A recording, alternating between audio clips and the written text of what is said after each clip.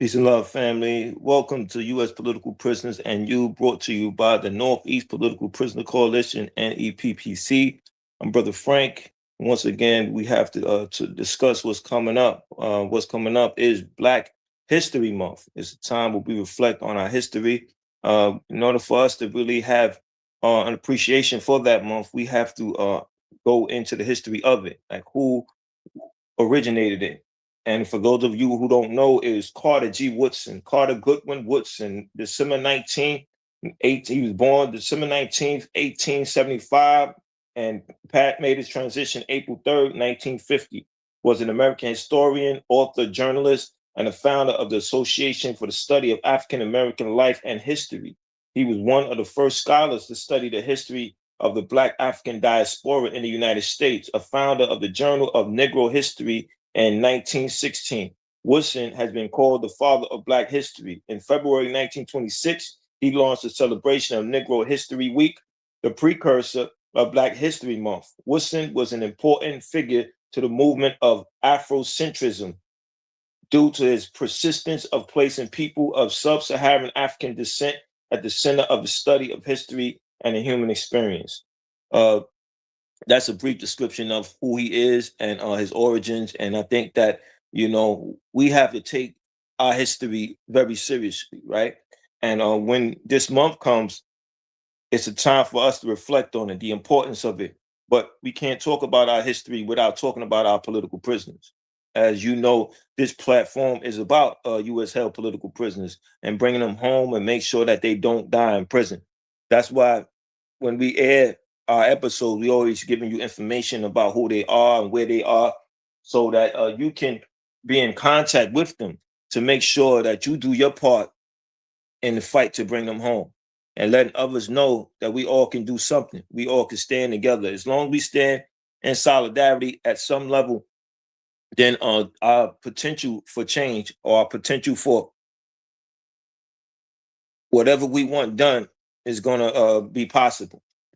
This book was given to me by a widow of one of our political prisoners, Sister Yasmin, and I'm very grateful to her for this book because it's called Over 900 Years in Captivity, and this book gives a number of political prisoners. And I want to go through this book because it's an important piece of our history, right? Because we don't say enough about our political prisoners. We don't identify who they are enough. We don't spend enough time to struggle to bring them home. That's why when we have the opportunity to do so, it's important that we take advantage of that. It's important that we put out the information. So this is cool. It says Mumia Abu-Jamal. Who is Mumia Abu-Jamal? Mumia Abu-Jamal, born Wesley Cook on April 24th, 1954, is an American political prisoner currently residing at Mahanoy State Correctional Institution in Frackville, Pennsylvania. He is serving a life sentence for the 1981 murder of Philadelphia police officer Daniel Faulkner, which to this day he says he didn't do it, and we know he didn't do it, but we know what that's about. It's always our politics, first and foremost, the politics of a people struggling for self-determination. Next page is who is Jamil Abdullah Al-Amin. Now he's an ancestor, formerly known as H. Rap Brown. H. Rap Brown was the founder and later chairman of the Student Nonviolent Coordinating Committee in 1970. He served as the Minister of Justice of the Black Panther Party. A shootout during the attempted robbery of a bar on New York City's Upper West Side left him and two police officers injured. He did 5 years in New York prisons, where he converted to Islam and took the name Jamil Abdullah Al-Amin, preaching Islam. Al-Amin in the 1980s became a pillar of Atlanta's burgeoning Muslim community. After his pilgrimage to Mecca in 1976, he settled in Atlanta, where he soon founded the Community Mosque. It goes more into his life, but I want to make time for others, so we could talk about others. Freddie Kamal Siddiqui Hilton. Who is Kamal Siddiqui? Kamal was not in the spotlight after his release from prison. He went to work, having two daughters and himself to support. He went to work for the telephone company in New York for over 18 years. Both of his daughters finished college and are now married with families of their own. Kamal wasn't out beating a drum. He was being a quiet warrior that he is. He is a Muslim, another liability in these United States, where the term is almost synonymous to terrorist now. Kamal Siddiqui is a former member of the Black Panther Party. So it goes more into his life, but just want to give you a briefing of one of our political prisoners that we need to recognize during Black History Month. Who is Kenny Zulu Whitmore? The book has a picture. Sorry if I have too much lighting, but I just want to give you an idea of what's being talked about. Who is Kenny Zulu Whitmore? Kenny Zulu Whitmore has been in Angola State Prison for 36 years. He was falsely charged and convicted of armed robbery and murder. When Zulu was sent to Angola in 1978, he met King and Woodfox of the Angola Three. He had met Wallace previously during a 1973 stint in the Baton Rouge jail for a robbery charge, which was later dropped. Wallace planted the seed of political activism then, which continued to grow in Zulu's mind. So that's just a briefing of our brother, Kenny Zulu Whitmore, one comrade who had actually wrote me a letter. Personally, I shared it with as many people as I could. I have to make more copies and distribute them to other places because I know that his open letter needs to be given to as many communities as possible. Please contact me at 347-679-3936 if you would like a copy of that letter, because this letter needs to be given to as many people as possible, because we have to make it our business to let people know about our political prisoners. Let them know that they're not forgotten, that we love them and we think about them constantly. And we want to do as much as we possibly can to bring them home. Black History Month allows us the opportunity to engage in conversations about them, to talk about the history of political prisoners, right? Before I get into the next political prisoner that's on this book, I want to talk about some of our history in political prisoners, right? You have Nat Turner and his comrades when they did what they did to change their reality. You know, they was captured, they was tortured. So momentarily before they became martyrs, they were political prisoners, right? Because their politics was about fighting for our right to be self-determined, for our right not to be treated like subhumans. And he got busy. He and his comrades did what was necessary to advocate that idea that we had the right to be self-determined. Marcus Garvey, when we talk about Marcus Garvey, we don't speak enough about him being a political prisoner. I often ask myself, why is that? Why is it that when we talk about people like Martin Luther King, people like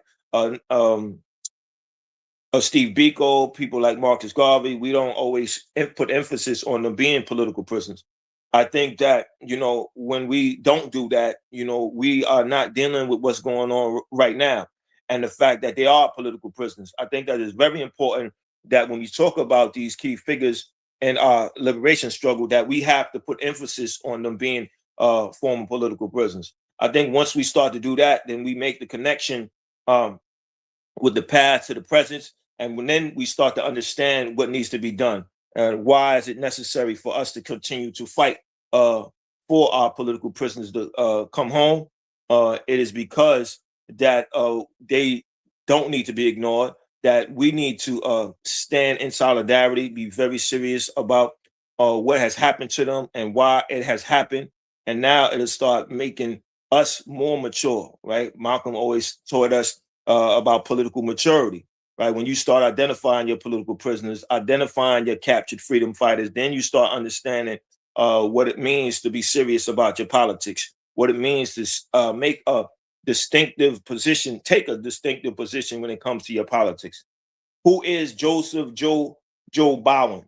Joseph Jojo Bowen is a Black Liberation Army prisoner of war, serving 2 life sentences for actions carried out against a prison warden and deputy warden, as well as an attempted prison break, which resulted in a 5-day standoff. As a teen, Jojo Bowen was a member of North Philly's 30th and Norris Street Gang. While serving a 5-year prison sentence for a social crime, Jojo was introduced to revolutionary politics. From this point on, he was determined to dedicate his life to the People's Liberation Movement. Jojo was released in 1971 and intended to join the struggle on the streets. His involvement, however, would be short-lived when a week after his release on February 21st, 1971, he found himself in a gun battle with the Philadelphia police. In the end, a cop lay dead, and JoJo was sentenced to 10 to 20 years in prison. I ain't no angel. I'll do my time. All we want is to be recognized as what we are, human beings. JoJo Bound. Those is his word. Very descriptive, the picture of him, right? His politics, his passion, his desire to struggle for his people's right to be self-determined. And this is a picture of our beloved captured freedom fighter, JoJo Bowen. I had wrote him. He wrote me back. He's a brother that I found very interesting. I found very passionate.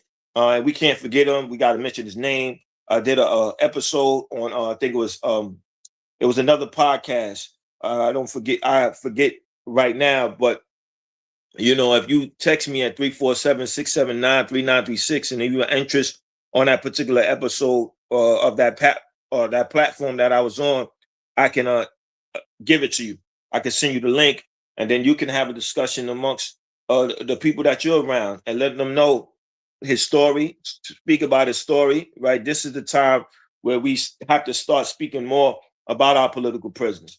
I mean, every time is a good time, right? But sometimes people are more inspired, feel more enthusiastic about talking about our political prisoners. Our brother, who was once a political prisoner, he had got released, and he was released before he made the transition for about 9 years, or more than 9 years, excuse me. So this is our beloved comrade, Sekou Odinga, one of the founders of the Northeast Political Prisoner Coalition. We got to make sure we talk about him during Black History Month. South Jamaica, Queens native. Who was Sekou Odinga? When I think about the ultimate sacrifice that many others have made, I realize I have not done enough. There's so much more that needs to be done. As we have fought and struggled, the forces against us have continued to organize and develop strategies to keep us under them. In some ways, we are now worse off than we were when I consciously started struggling in the mid-60s. Unemployment is higher, fewer Blacks are owning their own homes, a lower percentage are going to college, a higher percentage is going to jail, a much higher percentage are killing and maiming each other, especially our youth. That's Sekou Odinga's quote. Sekou grew up in Jamaica, Queens. He is a husband, father of 8, grandfather of 19 plus, and a great-grandfather. He was inspired by the revolutionary principles of Malcolm X when he joined the Organization of Afro-American Unity, followed by the Black Panther Party, PPP, and the Black Liberation Army, BLA.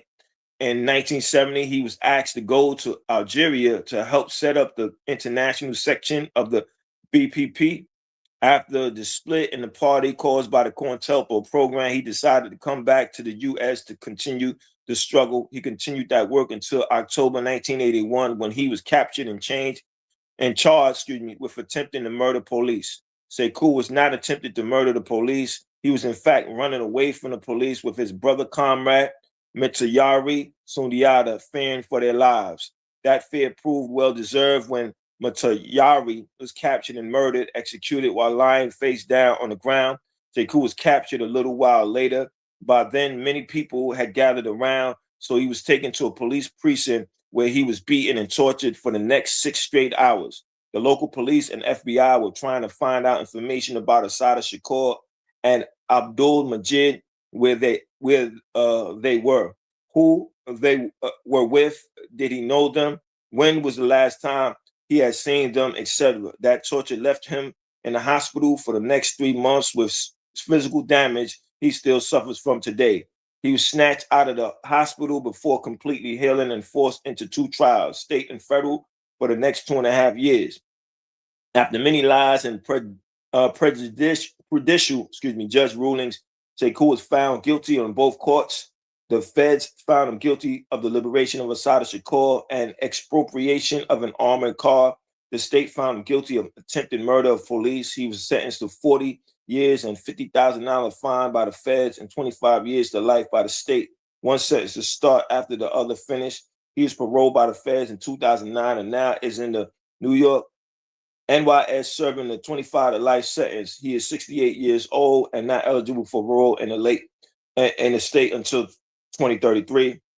Obviously, this is old information because Sekou did come home and he did what he had to do in terms of raising the consciousness about U.S. held political prisoners. I will always be grateful for the patience he had and opportunity that he gave me to be a part of the work at organizing to raise awareness about political prisoners. Next up is who was Russell Maroon Shorts. This is a picture of Russell Maroon Shorts. If you haven't read the book, please get it. It's Maroon the Implacable, and it's about his life. And he gives you some very interesting information about organizing.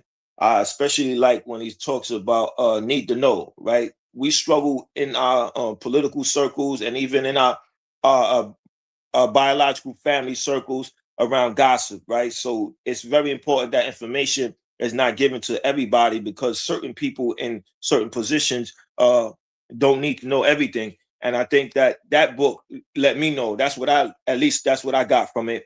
It's because you want to keep things secure. You want to keep your security in your organizations tight. So he lays that out, and I thought he laid that out very well in that book. So again, that's Maroon the Implacable, and that's about the life of Russell Maroon Shorts. A new African prisoner of war. I was born in Philadelphia, Pennsylvania in August of 1943, one of 12 children in the household of Gladys and Russell Shorts. I am a new African political prisoner of war who at this moment is serving a prison sentence at the Waynesburg, Pennsylvania and state institution. I was originally locked up in January of 1972 and have since spent over 25 years in 15 different state, county, and federal prisons, jails, and a maximum security prison mental institution. Over 20 of these years were spent in the holes of these various facilities, locked down for 23 or more hours daily. I became increasingly politically aware and active in the new African liberation movement. So it goes more into his life. I think that if you go online, you'll be motivated, moved by his words, right? Because there's some interviews online that he conducted. Our brother has since this print, he has made his transition.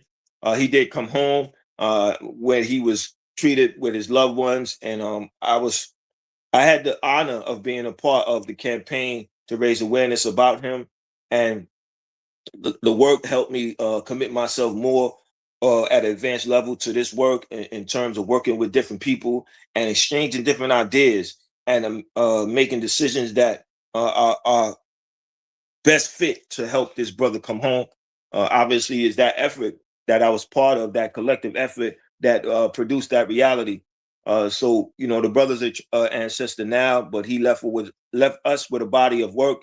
He left us the example of what it takes to be a professional revolutionary. How you need to conduct yourself, and the chances and the risk and the commitment and the dedication that you need to have. So I'm always grateful for that. In fact, I can speak on behalf of all of us. We're all grateful for those who made those decisions about their lives. People like Sekou Odinga, people like Russell Maroon Shorts, people like Mutulu Shakur. But before I get into this, I just want to go on to this quote by John Henry Clark, and it talks about our history. And I think that this quote is very important because it gives us a clear idea about the importance and the power of history. Please like, please subscribe, please share. We need to get the word out there about our political prisoners. We need to let those who are conducting any classes, any workshops around Black history to make sure that you make time to talk about political prisoners, give people assignments around writing to political prisoners, and you'll be surprised. They're going to write back. John Henry Clark on history. History is a clock that people use to tell their political and cultural time of day. It is a compass they use to find themselves on the map of human geography. Wow, I think that statement gives us clarity on the power and importance of history and the fact that we need to hold our history very sacred. We do family genealogy, and we find out who we are, where we came from, with a sense of understanding why we think the way we think, why we have the desires we have. And I think that that idea should go on to our politics, right? Learning about our political history, learning about who did what when, right? We talked about Nat Turner, we talked about Marcus Garvey. They lived at a different time, but during that time, the attack by oppressor was happening, right? It was an attack on our right to self-determination. We're going to tell you who your freedom fighters are. We're going to tell you what methods, what strategies, what tactics that you need to take up in order for you to be liberated, in order for you to exercise your right to self-determination. And when we start to look at that situation and challenge that situation, now we can properly appreciate our political prisoners, our prisoners of war, our lifetime freedom fighters who put it all on the line to advance us. Sundiata Acoli. Who is Sundiata Acoli? Sundiata Acoli is a mathematician, computer analysis, born January 14th, 1937, in Decatur, Texas, and raised in Vernon, Texas. He graduated from Prairie View A&M College of Texas in 1956 with a BS in mathematics, and for the next 13 years worked for various computer-oriented firms, mostly in the New York area. During the summer of 1964, he did voter registration work in Mississippi. In 1968, he joined the Harlem Black Panther Party and did community work around issues of schools, housing, jobs, child care, drugs, and police brutality. In 1969, he and 13 others were arrested in the Panther 21 conspiracy case. He was held in jail without bail and on trial for 2 years before being acquitted, along with all other defendants, by a jury deliberating less than 2 hours. Upon release, FBI intimidation of potential employers shut off all employment possibilities in the computer profession and stepped up COINTELPRO harassment, surveillance, and provocations soon drove him underground. In May 1973, while driving the New York Jersey Turnpike, he and his comrades were ambushed by New Jersey state troopers. One companion, Zaid Shakur, was killed. Another companion, Assata Shakur, was wounded and captured. One state trooper was killed and another wounded, and Sundiata was captured days later. After a highly sensationalized and prejudicial trial, he was convicted of the death of the state trooper and sentenced to Trenton State Prison for life plus 30 years consecutive. Upon entering TSP, he was subsequently confined to a new and specially created management control unit, MCU, solely because of his political background. He remained in MCU almost 5 years in a strip cell, smaller than the SPC's space required for a German Shepherd dog. In September 1979, the international jurors interviewed Sundiata and subsequently declared him a political prisoner. There's some more information about him, but that's pretty much it. I'm just trying to give you an overview of who he is and what he did and why he's important for us to talk about and study. Recently, we had a celebration of his life, also of Herman Bell's life, because it was their birthday. And it was remarkable to see people show appreciation, to give him love, kisses, and giving them food, gifts. And there was a number of things that happened. And so I was thankful to be a part of that. And I salute those who are there, who organized that. Definitely made me very proud to be a part of that collective. Sundiata, he came home because people organized that. People fought for him to come home because the state did not want him to be free. They wanted to give him more time to serve and before they even considered paroling him. And that's very unfortunate. But as he said himself, it's not the state don't free the people do, right? So that organized effort, that effort that we need to take up to free our political prisoners is very serious. It's a science. It makes things happen, right? I told you before, and you're going to hear me say it again, but these probation officers, these people are supposed to be protectors or defenders of the community. So how are you going to defend the community if you don't have dialogue with the community? You need to ask the community, is this person a threat? Is this person an asset to the community? or is this person a liability? And the community should be able to say what they feel, because I think when that happens, now we start to bring our political prisoners home. Now we start to understand what the state is doing, and now we start understanding our real power, our power that we always have. Right? We are not always conscious of it because we out doing other things. We might be divided on certain issues, but when it comes to our political prisoners, we need to be united. We need to express more solidarity than sympathy, because sympathy does not get us on nowhere, right? It's a start for some people. You have sympathy for political prisoners, but what are you doing? You have to go beyond that sympathy. You have to be in a position to express a solidarity, and that solidarity is doing some work.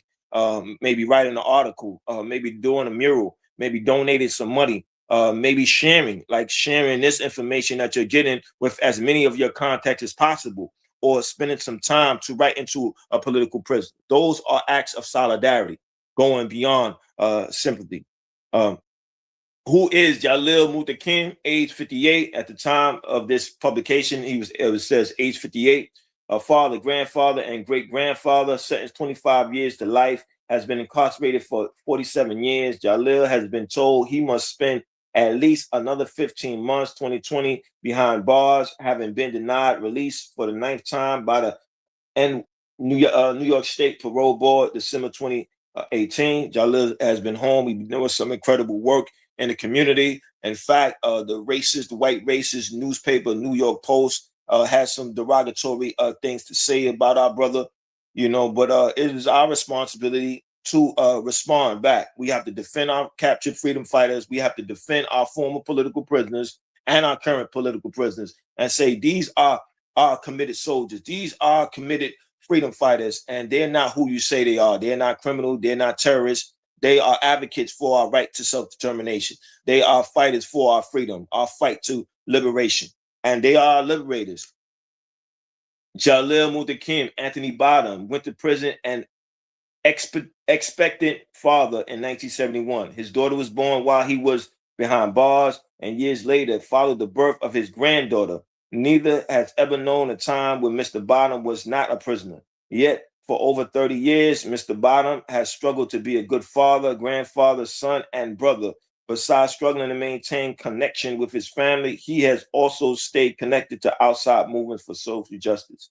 I'm not going to get more into this because our podcast episode is about to come to an end. I got about 3 more minutes, but that's Jalil Abdul Muntaqim's story briefly. If you look at his book, I had completed his book, We Are Own Liberators, a very powerful book. He details his experience in prison. One was very bothered me a lot is when he was in one prison cell, and his prison cell, it was very hard for him to breathe, so he had to get on the floor, and he had to actually breathe at the lower part of the cell. So I said, wow, this brother endured all of that, came home, and still committed himself to his people's freedom. So we salute you, we appreciate you, and we love you, right? And when I say that, I mean that our expression of love is through our action, through our deeds. Purchasing a book of yours, making sure we tune into the things that you're talking about. And if we don't tune in, to make sure that we share with as many contacts as possible, because that is important, right? I know that we all have our lives. I know that we all have things to do, but there are certain things that we need to pay attention to, and we need to make some time for it, because sometimes you might be in a position just to share some information, and that might help what's going on at the time. But I'm coming to the end of this podcast episode. I appreciate your time. And before I go, I just want to give people assignments. If you're doing any work on Black History Month, please talk about political prisoners. Please give people the assignments to write to a political prisoner. And if you having trouble with a particular contact, please call me at 347-679-3936. Again, that's 347-679-3936. I'll do what I can to get you that necessary information, because it is important that we set assignments for ourselves. It is important that when we start talking about political prisoners, we accept the challenge, the assignment to write to a political prisoner. It's important that when we talk about Black History Month, that we include our political prisoners, that we don't ignore this fact. So with that being said, I'll conclude this episode by saying I appreciate your time. I know the value of it. And Black History Month is right around the corner. We have our work ahead of us to learn more about our history, learn about who did what and why, and learn about the fact that we have the responsibility with this knowledge to carry it on. Be safe in your travels, and don't let political prisoners die in prison. In fact, don't let another political prisoner die in prison. Peace and love, y'all.